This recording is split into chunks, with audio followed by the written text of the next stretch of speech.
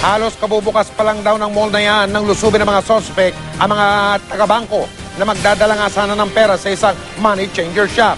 Kabilang sa mga sugatan na ilan sa mga dumaraan lamang sa mall. Mula pa rin sa Ortigas Avenue nakatutok live si Ian Cruz. Ian.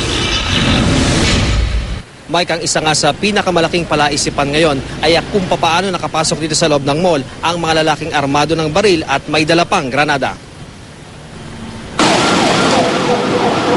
Sa gitna ng malakas na ulan kanina umaga, maraming pulis ang napasugod sa paligid ng Robinson's Galleria sa Ortigas Avenue matapos magkaroon ng holdapan sa isang money changer. Sa Ortigas side entrance, isang granadang walang pin ngunit di sumabog ang natagpuan. Tadtad naman ang tama ng shrapnel ang pader at poste. Sa inisyal na investigasyon, may isa pang sumabog na granada sa labas ng mall. Sa Ortigas Avenue, isang magazine at isang basyo ng bala ang nakita. Mula raw ito sa isa sa mga tumakas sa suspect. Sa investigasyon ng QCPD, pasado alas 10 ng umaga, nang maghatid ng pera sa Sunrise Money Changer sa EDSA side ng mall, ang dalawang roving tellers at dalawang security escorts ng Security Bank. Matapos madala sa money changer ang pera, pumasok na ng mall ang dalawang teller at dalawang security escort, dala ang pera para naman sa isa pang branch ng Sunrise na nasa Ortigas side ng mall. Pero bago dumating sa ikalawang branch, bigla raw sumulpot ang dalawang suspect. Pinagbabaril ang mga escort at teller. Then inside the same thing, inside the mall, dun sila dumaan for the second delivery of the cash sa second branch ng Sunrise Money Changer.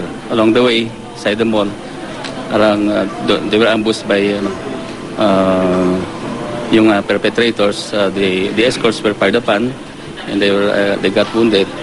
And the two security guards were brought to Medical City.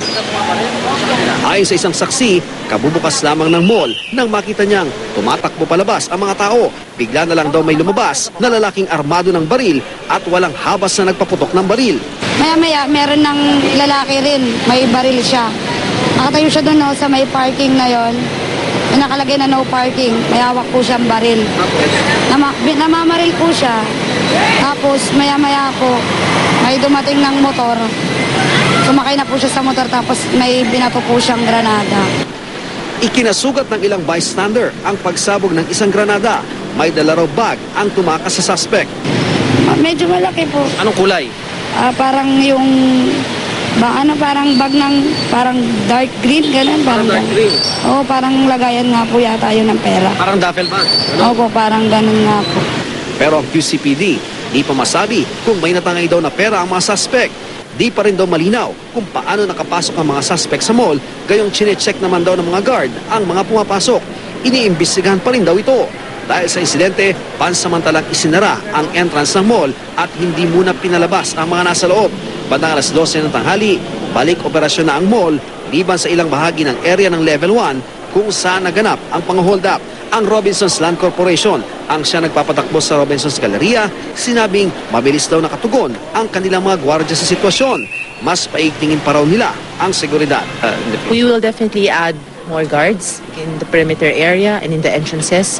We will continue to inspect all bags and the people who come in to scrutinize them. Mike, sa ngayon nga ay patuloy ang pag-imbestiga ng pinagsanib na puwersa ng Quezon City Police District at ng Eastern Police District. Mike, isa nga sa kanilang titingnan ay kung paano nga nakapasok sa loob ng mall ang mga armadong suspect. Mike, at alamin din kung ano nga grupo ang kanilang kinabibilangan at sa ngayon nga ay re-reviewin daw ng police ang CCTV footage para nga makatulong sa kanilang investigasyon. Mike? Maraming salamat, Ian Cruz.